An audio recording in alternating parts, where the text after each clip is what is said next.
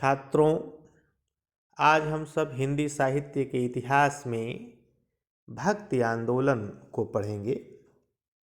तो देखिए छात्रों, आपकी परीक्षा में प्रायः ऐसे ही प्रश्न पूछे जाते हैं, जैसा कि भक्ति काव्य सामाजिक समता एवं सामाजिक सौहार्द का काव्य है, स्पष्ट कीजिए। यह प्रश्न पूछ सकता है, भक्ति काव्य सांस्कृतिक संवाद की उपज है, या कह सकते हैं भक्ति काव्य का मूल स्वर मानवतावादी है, या भक्ति आंदोलन में निहित लोक धर्म की भूमिका को स्पष्ट कीजिए। यह प्रश्न बन सकता है, भक्ति आंदोलन जनता का आंदोलन है, स्पष्ट कीजिए। तो छात्रों देखिए, भक्ति काव्य ये भक्ति आंदोलन पर आधारित है। किस पर आधारित है? भक्ति आंदोलन पर। यह आंदोलन सामाजिक और वैचारिक दोनों है, और भक्ति में धर्म साधना का नहीं, भावना का विषय होता है, और आंदोलन में भक्ति जो है भावना का विषय बन गया। इसीलिए इसे धर्म का रसात्मक रूप भी कहा जाता है। तो भक्ति आंदोलन भारतीय धर्म एवं संस्कृति का ये पुनराख्यान है। कह सकते हैं कि यह हमारी मात्र अब तक की परंपराओं का पुनर्मूल्यांकन है। यह कुव्यवस्था एवं अंधेरगर्दी के खिलाफ जन प्रतिकार का एक संवादात्मक आख्यान है। भक्ति काल में इस सभी जनता, कह सकते हैं कि इसमें जनता सभी मोहों से मुक्त होकर अपनी सहज अभिव्यक्ति को पहचानती है। इसमें न केवल जाति एवं धर्म की दीवारें दरकती हैं, बल्कि कह सकते हैं कि ज्ञान की ऐसी आंधी उठती है कि भ्रम की टाट का कहीं नामो निशान नहीं रह जाता है। जैसा कि कबीर साहब ने कहा है, संतो भाई आई ज्ञान की आंधी रे, भ्रम की टाटी सबे उड़ाली, माया रहे न बांधी रे। देखिए छात्रों, भक्ति काव्य धर्म और मानवता के एक नए संकल्प के रूप में आया। यह आंदोलन आया तो दक्षिण से था। भक्ति आंदोलन आया तो दक्षिण से था, लेकिन उत्तर भारत के संतों एवं महात्माओं के स्वर के रूप में सर्वाधिक गूंजता हुआ पाया गया। अब इसमें कुछ कवि क्रांतिकारी अवस्था के साथ इसको अपनाए, और कुछ ने समन्वयवादी आस्था के साथ। अपने आप में यह आंदोलन दक्षिण आचार्यों के विचारों एवं उत्तर के संतों तथा भक्तों के भाव का खूबसूरत मेल था। देखिए, दक्षिण के रामानुजाचार्य, निम्बार्क, मध्वाचार्य और वल्लभाचार्य ने अपने दर्शनों में भक्ति की जो वैचारिक व्यवस्था दी, उसमें लोक एवं शास्त्र का जो सानिध्य ढूंढा, उसी का परिणाम था कि एक ठोस विचार भावधारा बनकर दक्षिण से उत्तर, पूरब, पश्चिम में फैल गया।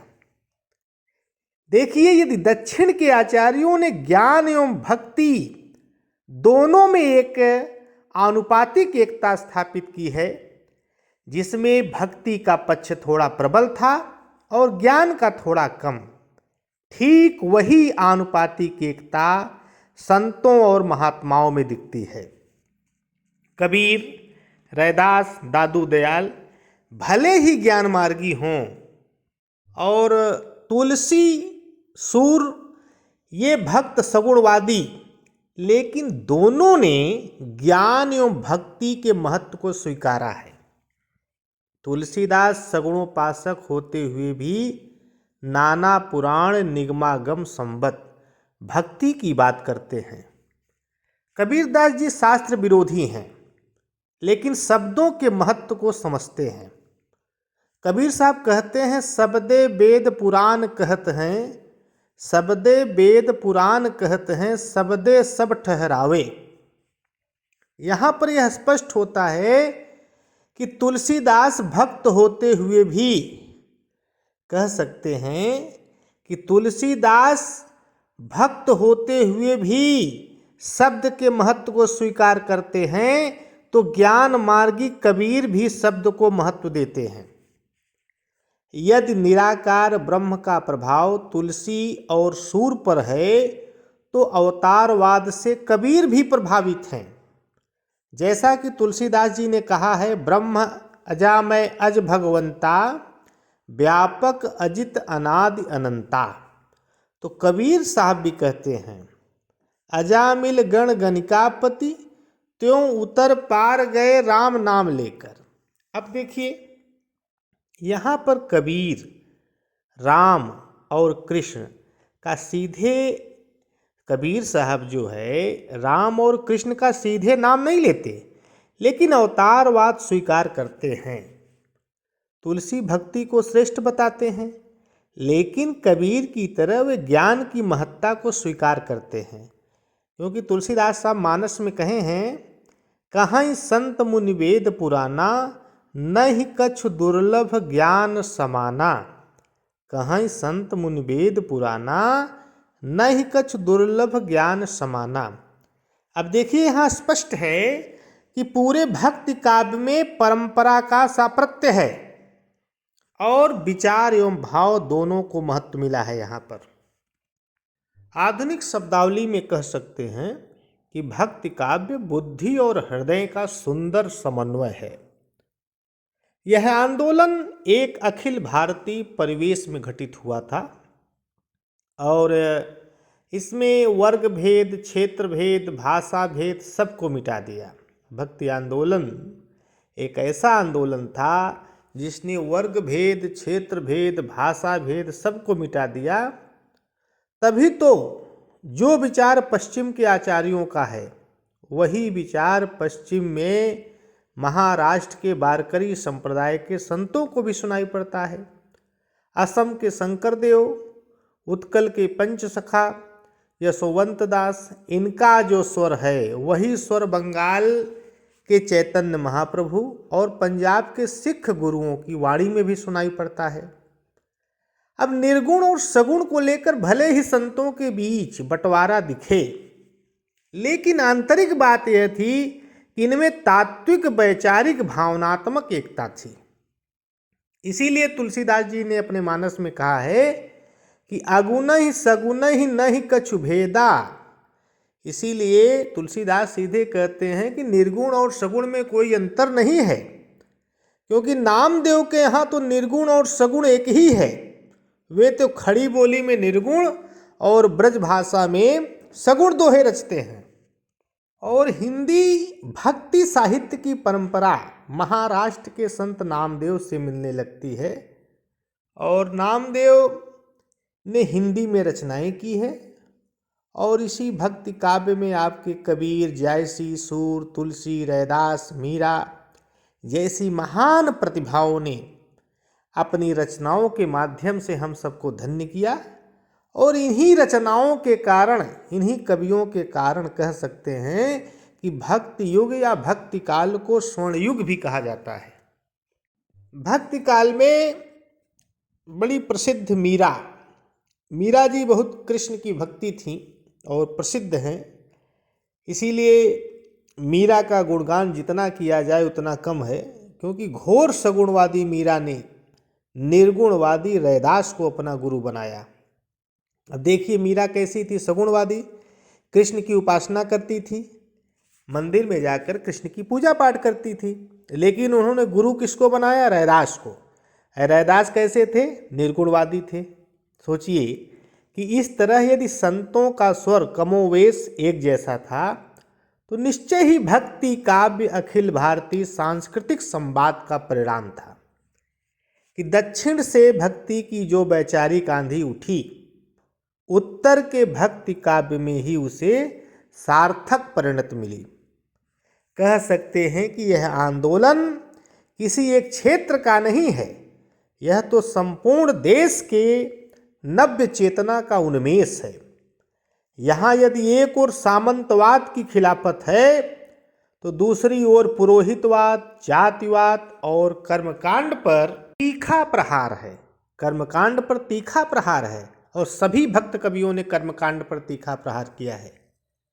तो भक्ति सामाजिक सांस्कृतिक चेतना का काव्य है। कह सकते हैं आप कि भक्ति कैसी है? सामाजिक सांस्कृतिक चेतना का काव्य है। इसकी जड़ें भारतीय समाज और उसके इतिहास में गहरी धसी हुई है। इसमें एक ओर यदि तत्कालीन वास्तविकता का चित्रण है तो दूसरी ओर सामाजिक व्यवस्था और धार्मिक स्वरूप का उद्घाटन भी है। और देखिए, तो उसके साथ ही उसके प्रभाव से मुक्त होने की आकांक्षा भी है। यदि इसमें सामंतवाद और अमानवीय चेहरे का चित्र है तो दूसरी ओर उससे निर्द्वंद विरोध का साहस भी है। इसमें देखिए कि एक तरह से कह सकते हैं कि जैसे तुलसी का काव्य पढ़िए तो तुलसी का जो संपूर्ण काव्य विशेष रूप से सनातनता एवं सृजनात्मकता का द्वंद्व का काव्य है। तुलसीदास की सनातनता कहती है, होई हई सो राम रचि राखा को करि तर्क बढ़ावे शाखा। तो तुलसी की सृजनात्मकता कहती है, कर्म प्रधान विश्व करि राखा, जो जस करहि सो तस फल चाखा। देखिए, तुलसीदास एक ओर वर्ण व्यवस्था की बात करते हैं तो दूसरी ओर जाति से लाभान्वित होने वाले उच्च वर्ण के लोगों को धिक्कारते भी हैं। कहते हैं तुलसीदास जी की उच्च निवास नीच करतूती, उच्च निवास नीच करतूती, देख ही न सकहीं पराई विभूति। तो तुलसी की जो भक्ति है वो समता और ममता का संदेश लेकर चली है।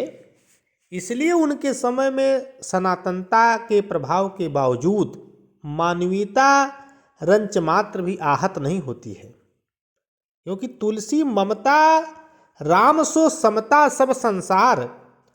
तुलसी की जो सामाजिकता है वो परहित है और इसीलिए तुलसीदास जी धर्म की एक ही परिभाषा बताते हैं, परोपकार। परहित सरिस धर्म नहीं भाई, पर पीड़ा सम नहीं अधमाई। और ये हिंदी के इतने लोकप्रिय कवि हैं तुलसीदास कि इन्हें हिंदी का जाति कवि भी कहा जाता है। तुलसीदास को हिंदी का जाति कवि कहा जाता है। आचार्य रामचंद्र शुक्ल तुलसी की प्रशंसा में लिखते हैं कि हिंदी काव्य की सब प्रकार की रचना शैली के ऊपर गोस्वामी जी ने अपना ऊंचा आसन प्रतिष्ठित किया है। यह उच्चता और किसी को प्राप्त नहीं है।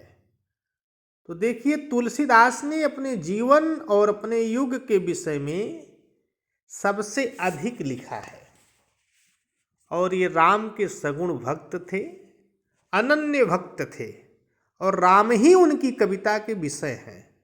इसीलिए वो नाना काव्य रूपों में राम का ही गुणगान किया है।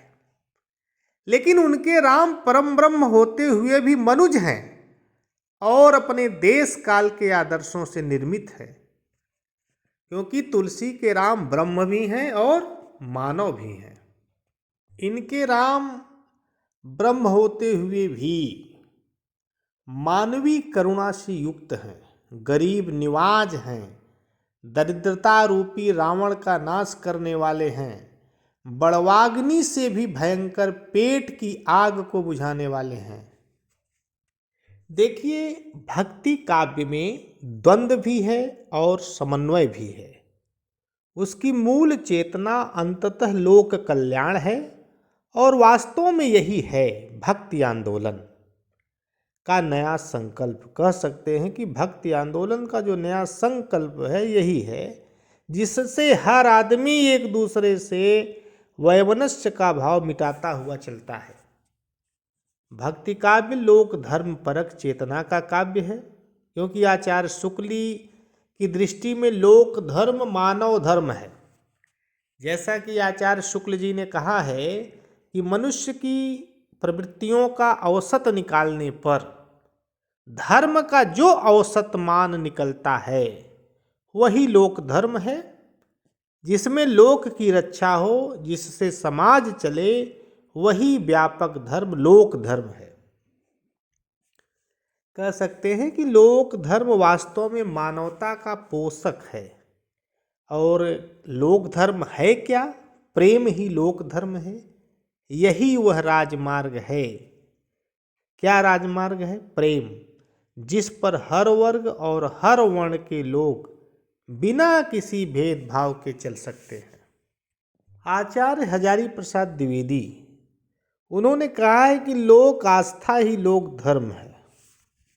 अब देखिए, जैसे कि कबीर की जो निर्गुण संकल्पना है, तो ये कबीर की जो निर्गुण संकल्पना ही ये लोक परक है।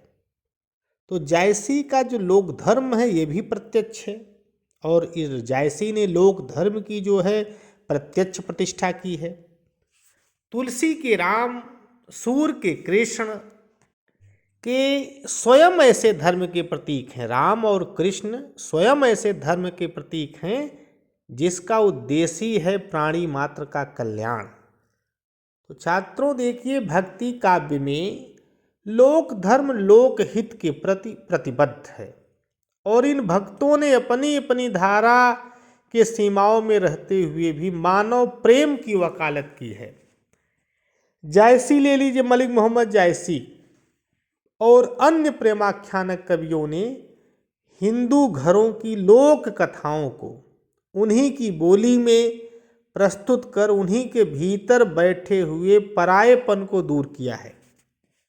वे कहते तो हैं राजकुमार राजकुमारी या राजा रानी की कहानी, लेकिन वे प्रेम में भिखारी बनाकर राजमहल से निकालकर किसानों के बीच ले जाते हैं। तो जायसी का जो काव्य है हिंदू मुस्लिम एकता का काव्य है। कह सकते हैं कि लोक और शिष्ट, अभिजात्य और सामान्य, राजा एवं प्रजा के बीच क्रिया एवं प्रतिक्रिया का काव्य है। तो पूरे भक्ति काव्य में लोक धर्म क्रिया प्रतिक्रिया के माध्यम से विकसित हुआ है।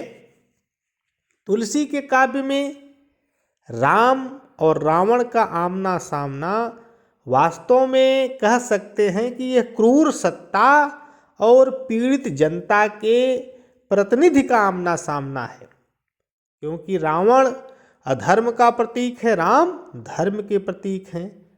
तो तुलसी ने रावण के अन्याय रूपी रथ के सामने राम के धर्म रथ की बात की है, और यह धर्म रथ कह सकते हैं कि वस्तुतः लोक धर्म परक मूल्यों से बना है, और यह उन मूल्यों का रथ है जिनसे समाज चलता है। और तुलसी ने मानस में लिखा है कि सौरज धीरज तेहि रथ चाका, सत्यशील दृढ़ ध्वजा पताका। देखिए, सौर्य और धैर्य रथ के पहिए हैं। राम जी के जो शौर्य और धैर्य है यही उनके रथ के पहिए हैं, और सत्य और सदाचार ये उसके दृढ़ ध्वजा और पताका हैं।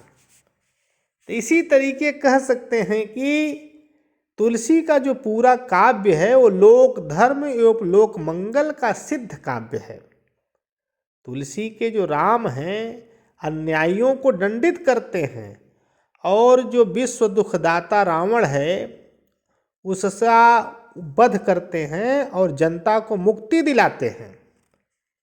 इसी प्रकार कबीर, रैदास, नानक जितने कवियों थे ये भी तुलसी के पहले भी लोक धर्म की स्थापना के लिए प्रेम की जमीन तलाशी है। और लोक धर्म की जो गतिरोधक हैं, जो लोक धर्म के खिलाफ क्या है, जातिवाद, संप्रदायवाद, ये इसको जितने संत और भक्त कवि हैं ये सब ध्वस्त करते हैं इसको, क्योंकि जाति को, संप्रदाय को, ठीक है, इस इतने भक्ति काल के कवि हैं सब इसका विरोध करते हैं और कहते हैं दया धर्म करुणा परोपकार, इसका मूल्य बताते हैं कि यही वास्तविक सच्चा धर्म है। इसीलिए कबीर साहब कहते हैं दया राख धर्म को पाले, दया राख धर्म को पाले, जग सो रहे उदासी, अपना सा जीव सबको जाने, ताहि मिले अविनाशी। देखिए दया करुणा ये जो भाव हैं उसका विस्तार करने की बात की है और वकालत की है। इसीलिए कबीर के लिए 2.5 आखर प्रेम सभी गुणों में विलक्षण है और जायसी के लिए यही प्रेम अलौकिक और स्वर्गीय है। और इस जायसी कहते हैं इसके बिना पूरी पृथ्वी मुट्ठी भर राख के अलावा और कुछ नहीं है। मानुष प्रेम भयो बैकुंठी, नाहित काह छार भर मुठी। तो आप देखिए छात्रों कह सकते हैं कि लोक धर्म मानववाद का ही दूसरा नाम है और सच्ची सामाजिकता का पर्याय है। तो मध्यकाल के सभी संतों और भक्तों का अपना सामाजिक, सांस्कृतिक, मानवतावादी आदर्श रहा है। हमारे सारे कवि अपने काव्यों में वैयक्तिक अनुभूति को ही सार्वजनिक बनाते हैं। तुलसीदास की कविता को देखिए तो तुलसीदास जी अपनी कविता में सीधे कहते हैं सुर सरि सम कह हित होई, अर्थात वो उसका लक्ष्य लिए हुए हैं जो सबका हित करे। कहते हैं ना मंगला नाम च करतारो, वंदे वाणी विनायको। अब मीरा के प्रभु अधम उधार, अर्थात वो भी तारणहार हैं, और तो सूरदास के प्रभु भी नाथन के अनाथ हैं, वे द्रौपदी की पुकार पर दौड़े चले आते हैं। तो कबीर, रैदास, जितने भी कवि हैं ये सीधे सीधे सामाजिक समता और सौहार्द का पाठ पढ़ाते हैं। इस प्रकार कह सकते हैं कि भक्ति काल के संतों और भक्तों की वाणी जनहित का संस्कार लिए हुए है। देखिए आप लोगों ने आदिकाल को भी पढ़ा होगा, तो आदिकाल के जो रचनाकार थे ये कभी अपने राजाओं की प्रशस्तियां गाकर अपनी तरक्की का मार्ग ढूंढते थे, ठीक है। और लेकिन जो भक्ति काल के कवि हैं इन सब ने राजाश्रय के सुख को ठुकराया है और आवश्यकता पड़ने पर राजाओं का खुला विरोध भी किया है। देखिए भक्ति काल के कवि किसी के आगे झुके नहीं। उसका कारण क्या था? आत्मविश्वास। और ये आत्मविश्वास आया कैसे? जनता से और अपनी अनुभूति से। यही कारण रहा कि कुंभन दास जैसा साधारण सा कृष्ण भक्त कवि अकबर के दरबार में सीधे कहता है कि संतन सो कहाँ सीकरी सो काम। सीकरी माने नौकरी होता है। आवत जात पनहिया टूटी बिसर गयो हरिनाम। तो देखिए ये भक्त कवि किसी के सामने झुके नहीं, किसी राजा के यहाँ दरबारी बनकर नहीं रहे, ये आम जनता के बीच रहे और जनता की आवाज़ बनकर जनता की वकालत करते थे। जनता के दुख दर्द को अपनी रचनाओं के माध्यम से व्यक्त किया इन्होंने।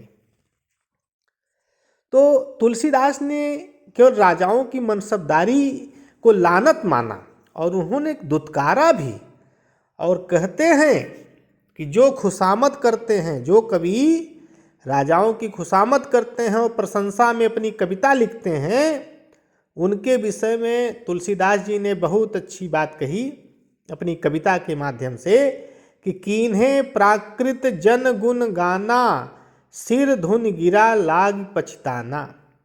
तो देखिए तुलसीदास जानते थे कि नौकरशाही, मनसबदारी ये राज सत्ता के विकास का भी प्रतिफलित करती है, लेकिन आम जनता का विकास इससे नहीं हो सकता।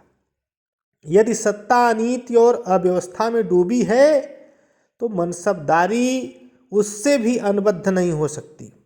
सबसे बड़ी बात तो यह है कि यदि राम की चाकरी का मेरा अनुबंध है तो मनुष्य की चाकरी मैं क्यों करूं? यदि भगवान पर आपको भरोसा है तो ऐसे व्यक्ति को क्यों पकड़ने की आवश्यकता है जिसके किसी राजा के दरबार में जाकर, जैसे रीतकालीन कवि, आदिकालीन कवि किए हैं। तो भक्तिकाल के कवि स्वाभिमानी कवि थे और स्वाभिमान इनका निज का था, इसीलिए ये किसी के दरबार में नहीं गए, सीधे भगवान से अपनी आराधना करते थे, भगवान से याचना करते थे। जनता के कल्याण की बात की है तो भगवान से की है। इसीलिए तुलसीदास जी कहते हैं मैं तो अनुबंध कर लिया हूँ, किससे? राम से। इसीलिए राम की चाकरी मैं कर रहा हूँ, राम की चाकरी छोड़कर मैं किसी राजा की चाकरी करने नहीं जाऊँगा। तुलसीदास मानस लिखते हैं अपनी काव्य में, हों तो चाकर राम के, हों तो चाकर राम के, पढ़ो लिखो दरबार, अब का तुलसी होएंगे नर के मनसबदार। तो देखिए इन भक्त कवियों का जो राजाश्रय विरोध, सामंतवाद का भी विरोध है। एक तरह से कह सकते हैं कि ये भक्त कवि जो राजाओं का विरोध किए हैं, एक तरह से सामंतवाद का विरोध है। क्योंकि मध्यकाल में जो जनता थी वो बड़ी त्रस्त थी, और आम जनता तो इतनी त्रस्त थी कि उसकी कोई सुनी नहीं जा रही थी। इसीलिए सामंतवाद का विरोध होना स्वाभाविक था। और ये कवि जनता के कवि थे, जन के कवि थे, जन की पीड़ा को अपनी रचनाओं के माध्यम से व्यक्त किया है। देखिए इन कवियों ने सामंतवाद के दो चेहरे अपने काव्य में सामने रखा है। एक अन्यायी व्यभिचारी का चेहरा है, तो दूसरा उदात्त और नैतिक का चेहरा है। देखिए जैसे रावण, कंस, दुर्योधन, दुशासन, ये सामंतवादी चेहरा है, सामंत वर्ग का चेहरा है। राम और कृष्ण का नैतिक मानवीय चेहरा है। तो इन कवियों ने एक का उत्तर दूसरे में ढूंढा। तुलसी ऐसे राजा की कल्पना नहीं कर सकते जो लोक मंगल की भावना से रहित हो और जो सिर्फ राज करने के लिए राजा बना हो। राज करे बिनका, तुलसीदास लिखे हैं, राज करे बिनका जहि करे कुचाल कुचार, तुलसी ते दस कंध जो जहि सहित समाज। जिस राज्य में प्रजा दुखी हो, अपने को असहाय महसूस करती हो, वहाँ के राजा को राज्य करने का अधिकार नहीं है। इसीलिए मानस में तुलसीदास ने लिखा है कि जासु राज प्रिय प्रजा दुखारी, सो नृप अवश्य नरक अधिकारी। देखिए मध्यकाल में शायद ही कोई कवि हो जो नारी की पराधीनता का उल्लेख इतने स्पष्ट तौर पर किया हो। तुलसीदास जी मानस में कहते हैं, कत विधि सृजी नारी जग माही, पराधीन सपनेहु सुख नाही। ये लिखने वाले कौन हैं? तुलसीदास जी हैं। और ये मध्यकाल में लिख रहे हैं नारी की दशा पर। नारी की क्या दशा थी? जो सामंती व्यवस्था में नारी चार दीवारी तक सीमित थी, ऐसे तुलसीदास उसके नारी के पीड़ा और दर्द का उल्लेख किया है अपनी रचना में। देखिए तुलसी, लोग कहते हैं कि तुलसी नारी निंदक थे, लेकिन तुलसी नारी के निंदक नहीं थे। क्योंकि तुलसीदास कैकेयी मंथरा का जो संवाद है, शूर्पणखा का प्रसंग है, उससे प्रकट करते हैं कि हमारे देश की नारियां कैसी होनी चाहिए। इसीलिए नारी के अनेक रूपों को तुलसी जानते थे, भली भांति परिचित थे। तुलसीदास जी ने सीता जी की वंदना की है और कन्या, माँ, प्रिया, तीनों रूपों में। इसीलिए तुलसीदास ने लिखा है, जनक सुता जग जनन जानकी, अतिशय प्रिय करुणा निधान की।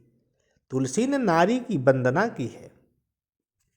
और तुलसीदास जी एक आदर्श व्यवस्था का सपने ही नहीं देखते, उनके अनुसार वे अपने पात्रों को गढ़ते भी हैं।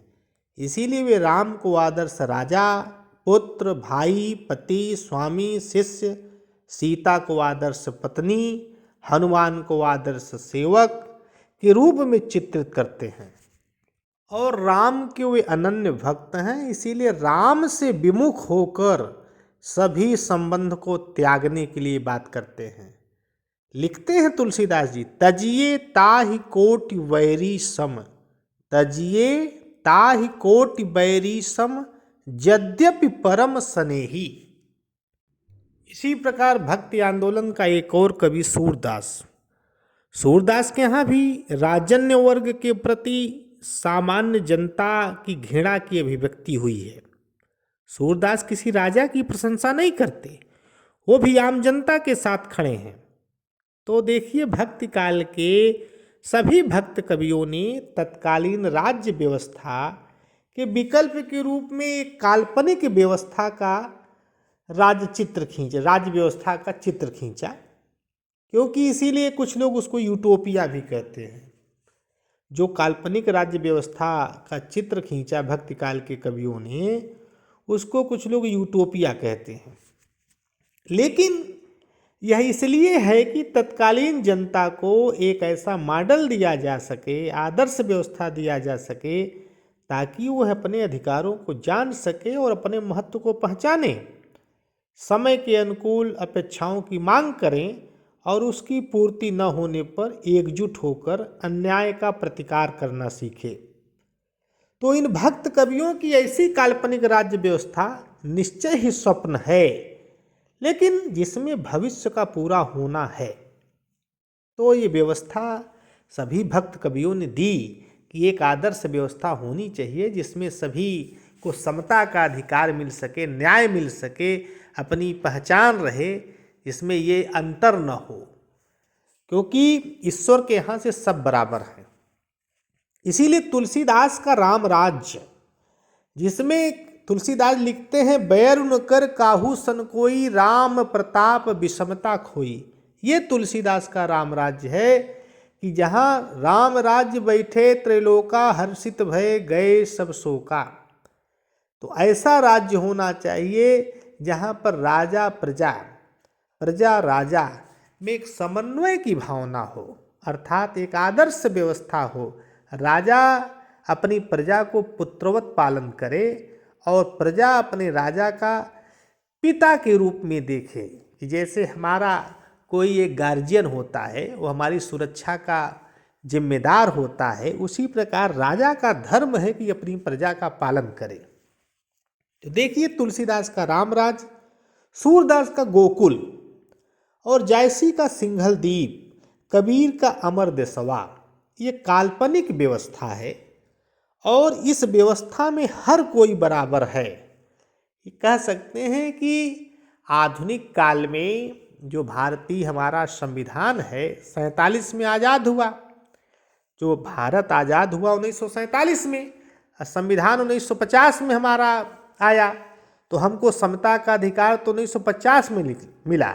लेकिन आप कह सकते हैं कि इन भक्ति काल के कवियों ने अपने इस आदर्श व्यवस्था के कारण हम सबको समता का अधिकार बहुत पहले दिए हैं। इसीलिए कबीर साहब कहते हैं, कहाँ से आया अमर देशवा, पानी न पौन धरती अकसवा, बाभन न छत्री न शूद्र न वैश्वा, चांद सूरज न रैन दिवसवा, मुगल पठान न सैयद सिखवा। ये कबीर साहब कहते हैं, ये कबीर का अमर देशवा है। ऐसी कल्पना करते हैं भक्ति काल के कवि।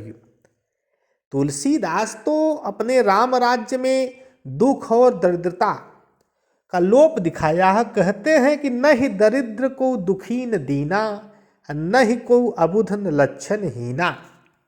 तो भक्ति काल के कवियों ने समाज में वर्ण की जो दीवारें थीं उसको ध्वस्त होते हुए दिखाया है और कहते हैं कि अब सब समान हैं, अर्थात समानता की ओर ले चलते हैं।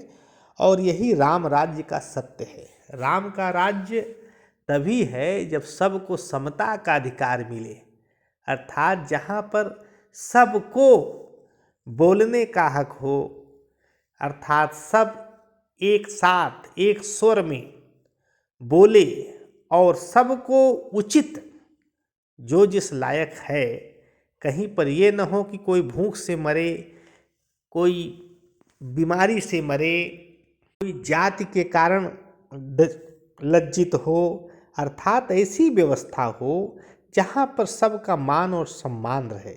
तो भक्ति काल के कवियों ने जनता की पुरजोर वकालत की है। इसीलिए जितने भी भक्ति काल के कवि हैं सब ने सामंतवाद का विरोध किया, संप्रदायवाद, जातिवाद, सब की दीवारों को तोड़ने का प्रयास किया। इसीलिए यहाँ तक कि कबीर साहब की भक्ति में भी उन्होंने कहा कि भक्ति में वाहिचार नहीं होना चाहिए। कबीर की भक्ति कैसी है? सरल भक्ति। इसीलिए क्यों? उन्होंने ज्ञान, भक्ति और योग तीनों को एक कर दिया। ज्ञान से उन्होंने दंभ को निकाल दिया, भक्ति से वाह्याचार को निकाल दिया और योग से हठ को निकाल दिया। ये तीनों में जो शेष बचा वही कबीर की हो गई सरल भक्ति। इसीलिए कबीर किसी वाद में नहीं फंसे। पाखंडवाद, पुरोहितवाद, पंडितवाद सबका उन्होंने विरोध किया। जातिवाद पर चोट करने से पहले कबीर ने पुरोहितवाद पर प्रहार किया था। तभी तो कबीर कहते हैं पंडितवाद बदनते झूठा। कबीर दास जो है जातिवाद संप्रदायवादियों के घिनौने खेल को बेनकाब किया और बताया कि ब्राह्मण और शूद्र एक ही ईश्वर की संतान हैं। तो केशव और करीम, राम और रहीम एकता यदि प्रमाणित है तो फिर सांप्रदायिकता, कट्टरता नहीं होनी चाहिए। संतों या कह सकते हैं भक्तों ने अंधविश्वास कर्मकांड का ताउम्र विरोध किया और हिंदू धर्म, इस्लाम, योग मार्ग किसी को नहीं बख्शा। कबीर साहब तो यहाँ तक कह देते हैं मन न रंगाए रंगाए जोगी कपड़ा, डढ़िया बढ़ाए जोगी बरी गए बकरा। तो देखिए भक्तिकालीन काव्य चूँकि सामाजिक प्रयोजन था और सभी ने एक स्वर में सत्संगत की महिमा गाई है। कहा है कि सठ सुधरहि सतसंगति पाई, और एक जगह और कहते हैं बिनु सत्संग विवेक न होई। तो देखिए तुलसीदास रामचरितमानस के प्रारंभ में ही संत और संत की चर्चा की है। पाप पूर्ण, दानव मानव विशद चर्चा करके वो बताए हैं कि विपरीतताओं के बावजूद वो समन्वय की बात करते हैं। तो देखिए भक्ति काव्य की एक बहुत बड़ी उपलब्धि है कि उसने जो है पाप और पुण्य की धार्मिक अवधारणा को सामाजिक यथार्थ से जोड़ा। अब देखिए नारी को लेकर भक्ति काव्य में सबकी एक राय नहीं है। उस समय सामाजिक परिस्थितियों में नारी के संपूर्ण मुक्ति की अपेक्षा भी नहीं की जा सकती। लेकिन एक बात है, सभी कवियों ने परिवार में नारी के ऊंचे स्थान की परिकल्पना की और इन कवियों ने सामंतवाद के भीतर पनप रहे व्यभिचार का खुला विरोध किया। वे नारी को माया कहकर सामंतवादियों, भोगवादियों का ध्यान उधर से हटाना ही चाहते थे।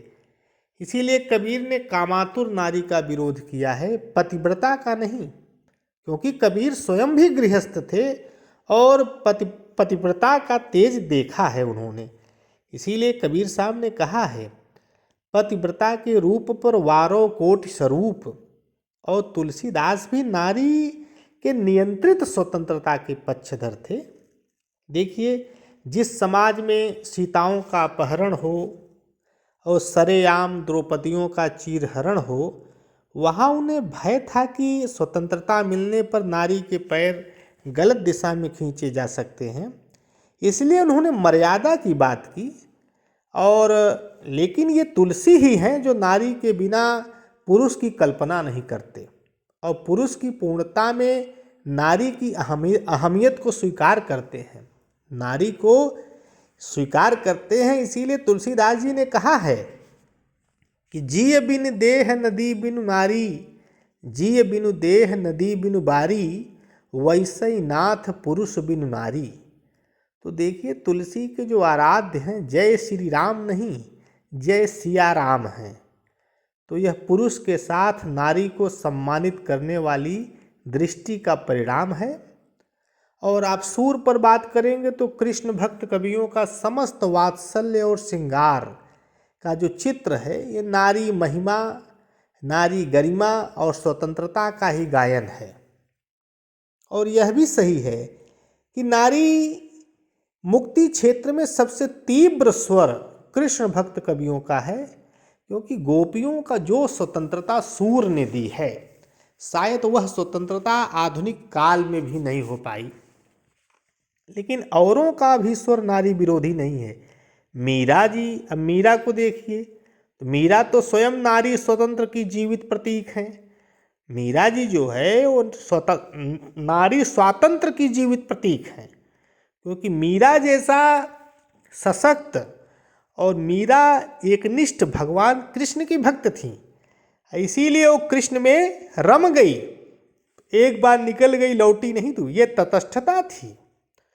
और राजस्थान के कठोर सामंती समाज में यह विद्रोह किसी भी मायने में कम नहीं है कि राजघराने की बहू लोक लाज मर्यादा के बंधन को तोड़कर अपनी स्वतंत्रता का उद्घोष करती हैं। तो आप कह सकते हैं छात्रों कि संपूर्ण भक्ति काव्य जीवन का काव्य है और अपने शब्द शब्द संघर्ष में जीवन को जोड़ना इसका उद्देश्य है।